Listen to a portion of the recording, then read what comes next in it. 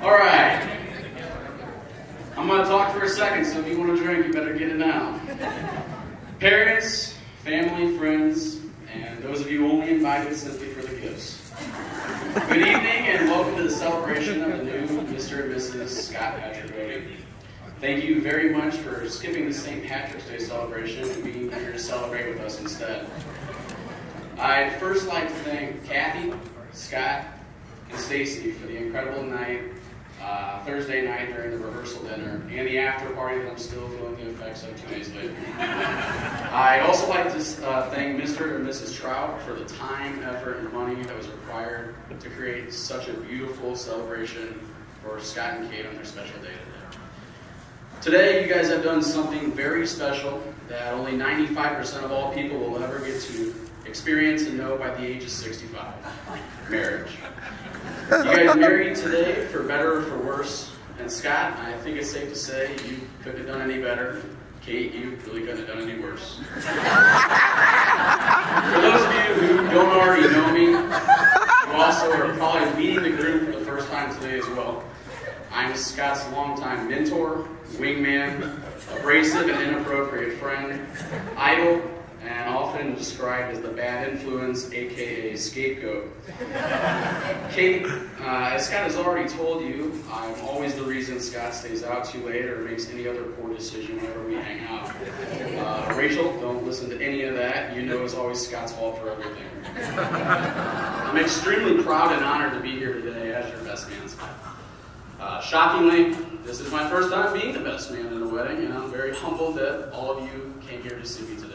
I guess the real question is, am I really the best man? That's something that I can't really answer, but yes. As you can see, I'm surrounded by a plethora of great friends up here today, with the exception of a few. They were all very noteworthy candidates of being Scott's best man, but I believe in the end Scott made the right choice.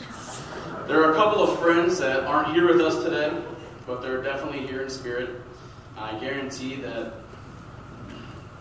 both Brad and Johnson, who is probably still wearing the same purple V-neck he refused to ever wash, are up there right now watching in disbelief that Scott somehow found such an amazing person to put up with this bullshit for all eternity.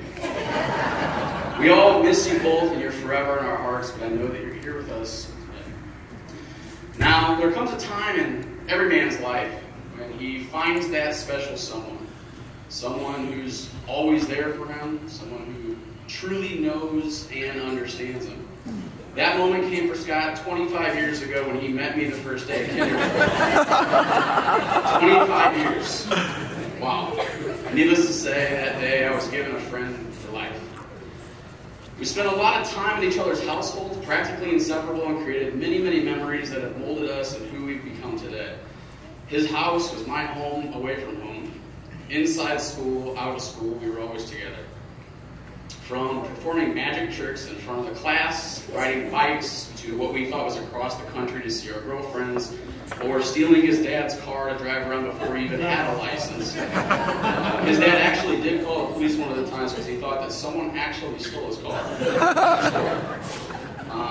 Practice playing the saxophone. Can you guys imagine nowadays Scott playing the saxophone? I don't know what we were thinking. 25 years is a very long time. It's kind of amazing how close we've always been, given the fact we're not exactly the same. As much as we have in common, we also have a lot of differences as well. I've always been very academically inclined. You'd have to copy my tests. He prefers beer, I prefer liquor. I have a full set of hair, he's obviously bald. He shaves his arms and legs, I obviously don't. His dream car is a monster truck, I prefer an Italian sports car. His favorite band, what we heard today, is Nickelback. Mine is the Beatles. He never cared about doing his hair, and I was and still am incredibly good looking. As you can see, we have many conflicting ideas, desires, and viewpoints, but in the end, he always realized that I was right and he was wrong.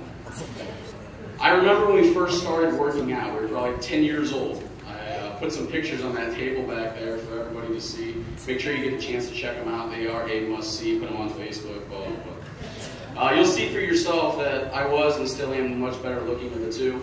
Scott wanted to get into working out because Big Scott, not to be confused was getting a lot of notoriety for his accomplishments as a bodybuilder and personal fitness trainer at the time.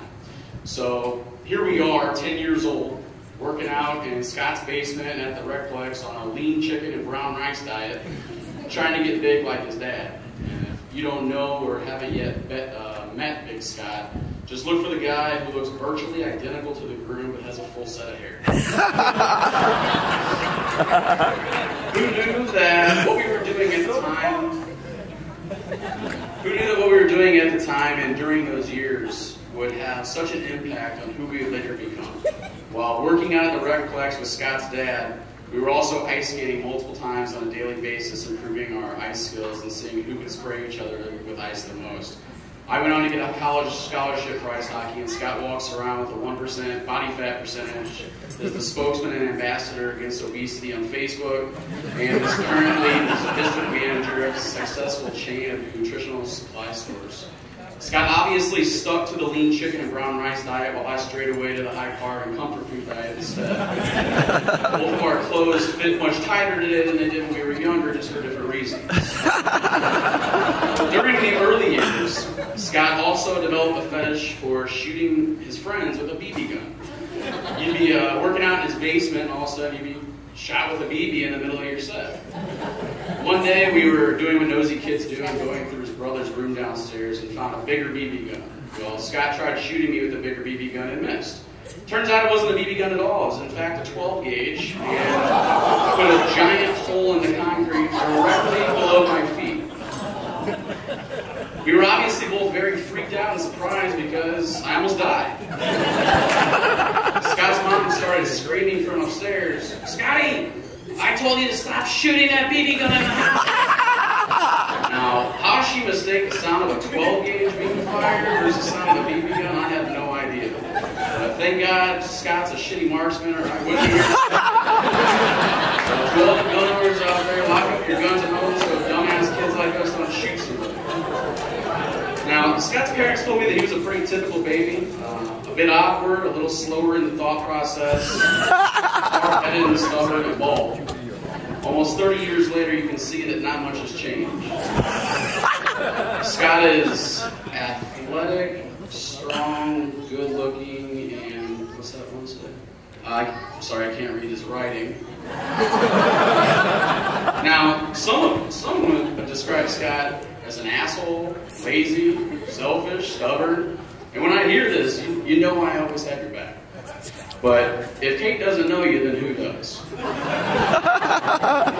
No, and all joking aside, Scott's always been the one friend that I can count on to be there for me no matter what. He's always been there for me, and I'll always be there for him.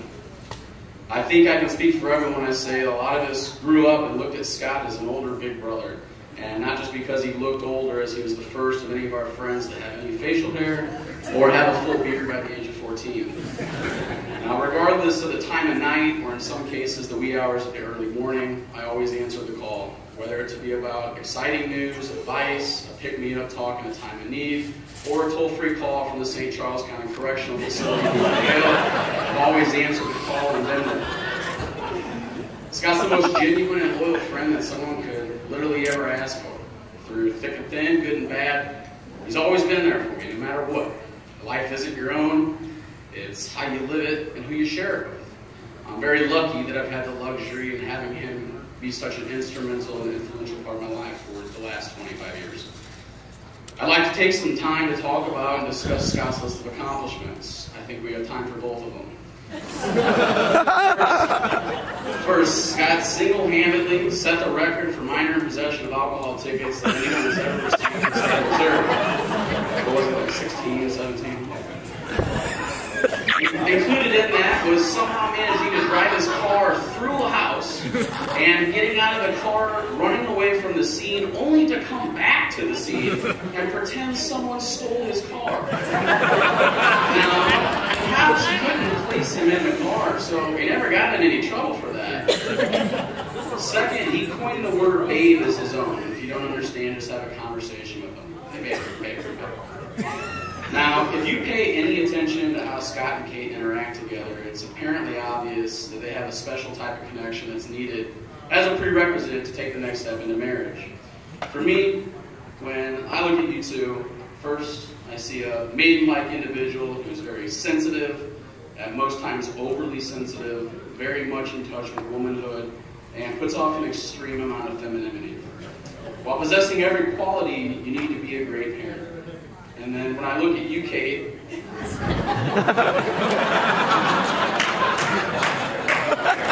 now many people here today would say they know Scott pretty well.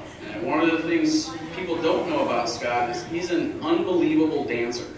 I won't go into great detail, but I'd like you to pay very close attention to his dancing tonight.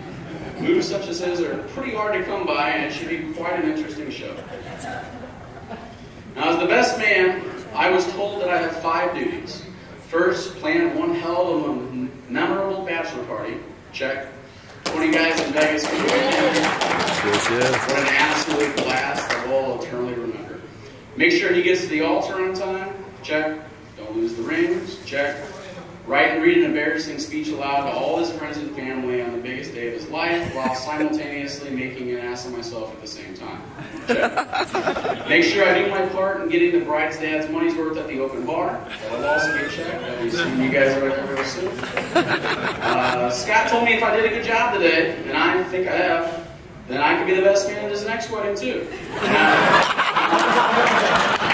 Hold on. I know what you guys are all thinking. I was thinking the same thing too. What an absolute romantic. This guy is already thinking about and preparing to renew his wedding vows to the woman he loves, and they just got married. What a true romantic.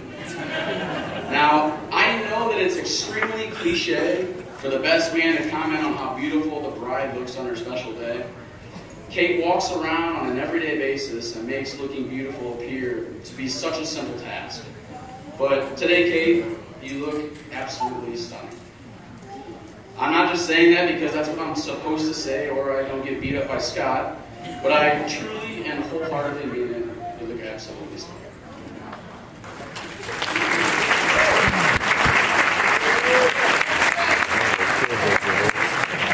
The whole bridal party as well, and half of them are trouts. I don't know what's in the trout gene, but any single guys need to jump on board.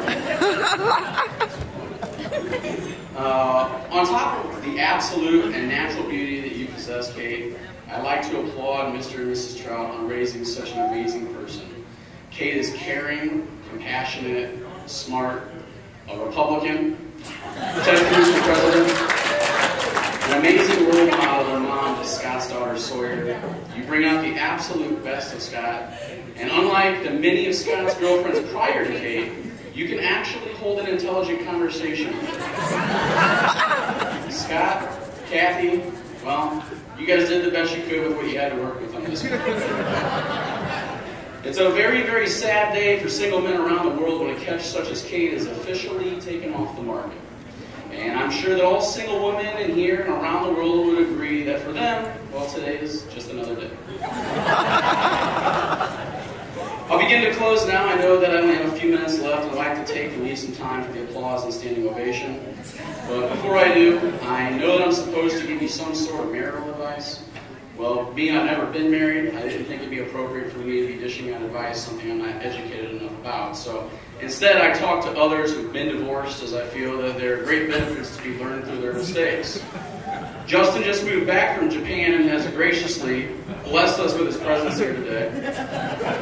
His divorce was so bad that he had to move across the world just to get away. So, who other than him to ask about marital advice and the mistakes that he made firsthand? These are his 5 rules. First, never go to bed angry. Always stay up and continue arguing. Next, the best way to remember your anniversary is to forget it once. Always remember these 3 little words. You're right, babe. Understand that women are meant to be loved, not understood. And finally, number 5, I'll ask all couples here today to please turn and face each other. Stare deeply into each other's eyes. Now, it's imperative for you to understand and know that statistically, you're staring into the eyes of the person who's most likely to murder you. Now, I would wish you guys good luck in your new journey in life together, but I honestly don't think that you'll need it. However, I will wish you happiness, love, and success for the rest of your years. A few months back at James Newkirk's bachelor party in the Lake of the Ozarks, everyone had already gone to bed, and just as always, Scott and I were the last ones still up. I asked him if he was getting nervous as the big day was just around the corner and rapidly approaching. He looked at me and with the slightest bit of hesitation he said, "When you without a doubt know, and I mean you know, that you're about to make the greatest decision you've ever made in your entire life, there's not a damn thing to be nervous about." That's what. Ooh.